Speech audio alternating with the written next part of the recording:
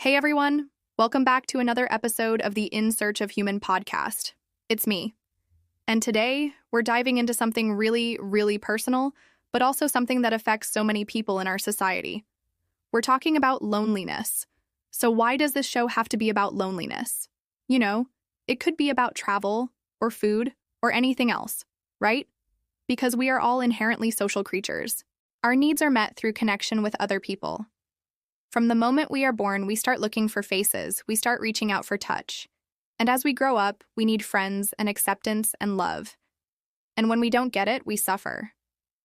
This is why in our modern world where there is more disconnection than ever before, more loneliness than ever before, more isolation than ever before, this is why this podcast exists. And today, I want to talk about how solitude can be the medicine to loneliness. Now, before we dive in, please make sure you subscribe to the channel. It really helps spread the word about this kind of stuff. And let's get started. So the first thing we need to explore here is the difference between loneliness and solitude. Because while they seem similar, they actually mean very different things. And I think that sometimes people use these terms interchangeably when really they are referring to two different states of being. Loneliness is a feeling of isolation and disconnection. It's an emotion we experience when we feel like we don't have enough meaningful relationships in our lives, or when we are not satisfied with the quality of our relationships. So this feeling of loneliness can persist over time. You wake up one day and you feel lonely, and then maybe you go to bed that night still feeling lonely. It's not a passing feeling.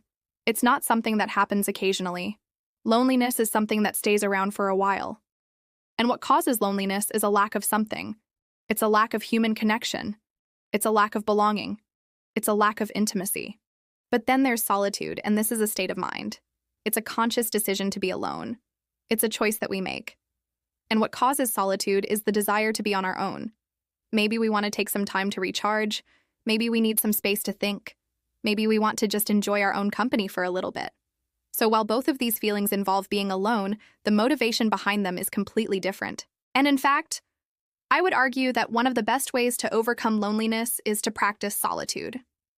Now, I don't mean that in a way where I'm telling you to avoid other people, to withdraw from society, to become a hermit and live in the woods. What I mean is that we should make a conscious effort to spend time alone, and to enjoy time alone, and to seek out time alone. Because by learning how to be comfortable in our own company, by learning how to enjoy our own company, we are better able to deal with those moments of loneliness. When we are constantly surrounded by people, we don't learn how to be alone. We don't learn how to sit with ourselves. And so when we do find ourselves alone, whether it's because we wanted to be alone or because we were forced to be alone, we don't know what to do with that time. We don't know how to be with ourselves. And so we feel uncomfortable, we feel uneasy, and ultimately we feel lonely. But if we practice solitude, if we make a point of spending time alone, then when we do find ourselves alone, we are okay with that. We know how to sit with ourselves.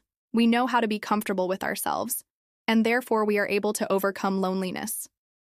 This is not easy, though. This is not something that happens overnight. Learning how to be alone takes time, especially in a society like ours that is so focused on other people, that values other people, that measures our worth based on our relationships. When we are constantly told that we should be spending time with other people, it is hard to break away and to spend time alone. But we need to do it. We need to make a conscious effort to carve out time in our days to be by ourselves. Even if it's just 10 or 20 minutes a day, it will make a difference. So how do we do it? How do we practice solitude in a world that values being around other people, a world that makes it difficult to be alone? Well, first of all, we have to make a conscious decision to do it. We have to make a commitment to ourselves to spend time alone. We also have to be willing to say no to other people, to turn down invitations, to decline commitments. And that is not easy, especially if you're someone who always says yes, especially if you're someone who feels guilty saying no, especially if you're someone who is afraid of what other people will think if you say no. But we have to do it. We have to be willing to make that commitment to ourselves. Another thing that can help us practice solitude is to find activities that we enjoy doing on our own. When I was younger, I used to think that I needed to be around other people all the time. If I wasn't hanging out with friends, then I felt lonely. But I realized that I was wrong. I found hobbies that I love doing on my own, like hiking and reading and writing and video games.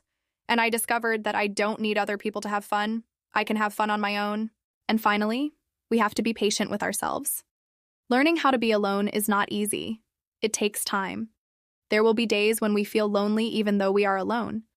There will be moments when we feel disconnected even though we are surrounded by people. We have to be patient with ourselves and keep practicing. The benefits of solitude are immense. It gives us time to reflect on our thoughts and feelings. It gives us time to connect with ourselves. It gives us time to heal and grow and learn, and ultimately it helps us overcome loneliness. In our modern world, we often feel like there is something wrong with us if we need time alone. Like there's something wrong with us if we need to be by ourselves. But the truth is that everyone needs time alone. Everyone needs solitude. It's not a sign of depression. It's not a sign of mental illness. It's not a sign that we're antisocial or unlovable or unworthy. It's simply a sign that we are human beings who need time to recharge, time to think, time to be. So next time you feel lonely, try practicing some solitude. Go for a walk by yourself. Read a book by yourself. Go see a movie by yourself. Do something that you enjoy doing by yourself. And when you do, I want you to remember that you are not alone. We are all in this together. We are all struggling with loneliness and disconnection, and we can all overcome it by practicing solitude. Thank you so much for listening to another episode of the In Search of Human podcast. I hope you enjoyed this one. If you did, please make sure you leave a review. It really helps spread the word about the podcast. Also, and as always, keep searching for human.